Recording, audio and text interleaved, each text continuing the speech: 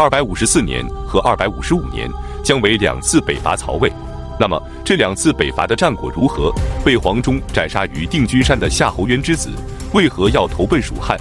邓艾又是如何到达陇西的？本期视频我们就一起走进姜维的第7次和第8次北伐。254年正月，姜维回到成都，刘禅让他都督内外军事，从此姜维便真正的掌握了蜀汉的军权。同年，司马师诛杀了李丰和夏侯玄等人，并且废除曹芳，另立曹髦为帝，致使冠丘俭和文经叛乱。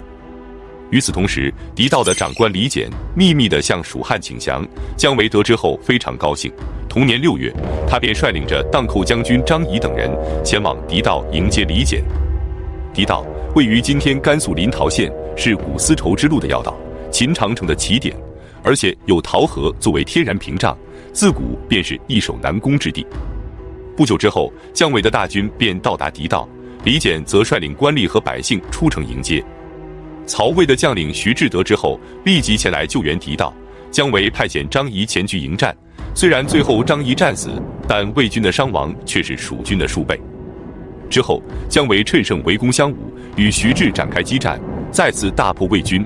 接着，他先后攻破河关和狄道以及临洮等地，并将这3个县的百姓带领着撤回了汉中。然后，他将百姓们安置在绵竹和樊县居住。姜维的第7次北伐结束。第2年，即255年3月，司马师病逝于许都，司马昭被拜为大将军，开始执掌朝政。姜维得知后，认为曹魏的政局不稳是北伐的绝佳机会，可征西大将军张翼却认为蜀汉国小，不应该穷兵黩武，与姜维在朝堂上争论不休。但姜维不听劝谏，执意北伐。同年夏天，他便率领夏侯霸和张翼等将领以及数万人马，第8次北伐曹魏。这是姜维历次北伐中规模最大的一次。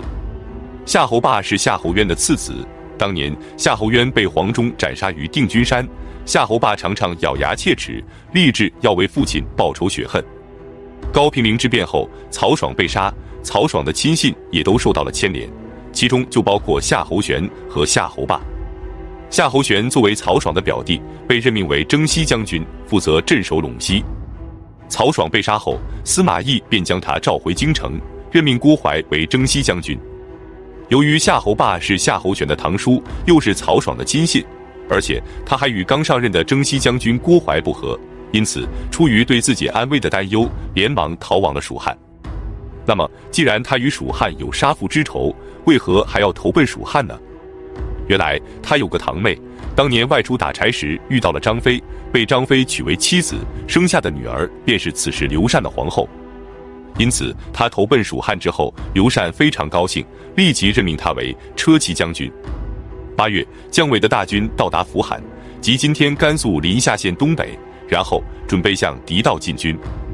此时，雍州刺史是刚刚上任的王经，驻守在上邽。征西将军郭淮已经病逝，由陈群的儿子陈泰接任，驻守于陈仓。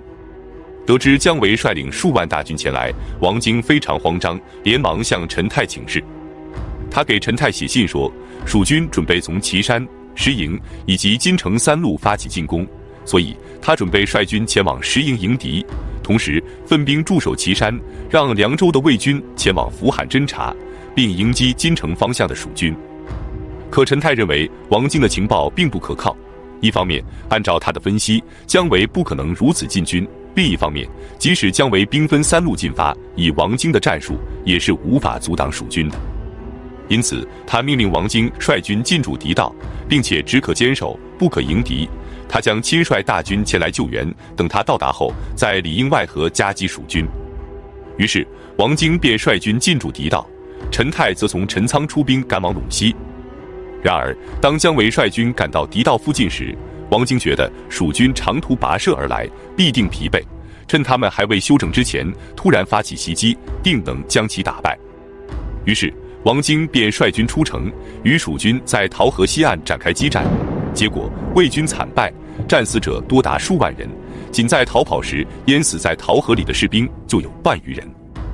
王经这才感受到了蜀军的勇猛，不得已只能率领残部退回狄道城，坚城固守不出。这时张翼对姜维说，我们已经取得了胜利，应该适可而止。如果继续进军，也许会毁掉这次胜利，是画蛇添足的行为。没想到姜维大怒，不肯听取张翼的劝告，立即下令围攻狄道。陈泰此时还在赶往狄道的路上，当他得知王经不听命令，擅自出城导致大败后，既气愤又焦急，连忙让骑兵率先出发，他亲自率领步兵跟随，急速赶往狄道救援。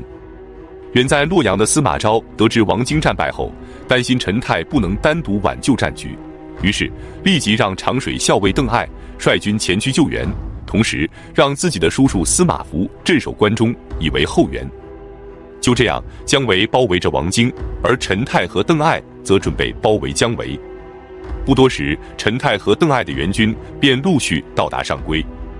这时，邓艾认为王经已经战败，致使蜀军士气高昂，而我们率领的都是仓促聚集的散兵，士气不高，如果再次战败，陇西必然动荡。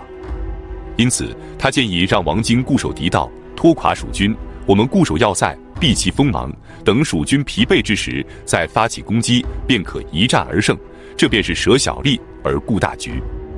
并且举例说，如果被毒蛇咬了手，壮士就应该把手腕砍去，以保护身体不被毒害。可陈泰却说，姜维轻兵深入，粮草必然不足，如果他攻下狄道，然后向东进兵，就能得到足够的粮草，然后他再收拢降兵，招纳羌胡，等到那个时候，我们可就彻底被动了，所以必须速战速决。随后他便命令大军连夜出城，避开姜维设下的伏兵，隐秘地越过高城岭，然后绕到狄道城东南的高山之上，燃起无数的烽火，并且命令士兵鼓角齐鸣。狄道城里的将士们得知救兵已到，士气瞬间高涨。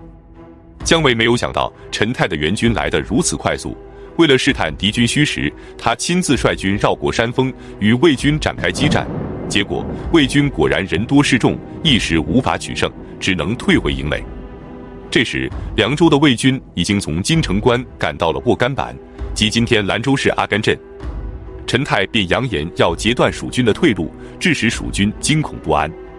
9月25日，姜维只好撤军退到中堤，即今天甘肃临洮县南。狄道城里的将士们终于被解救了出来。王经感叹道：“城中的粮食已经不足10天，如果不是救援及时，恐怕就要全城覆灭了。”战后，王经被召回京城另行任命，邓艾则被正式任命为安西将军。从此，他便驻守陇西，成为了姜维最为强劲的对手。至此，姜维的第8次北伐结束。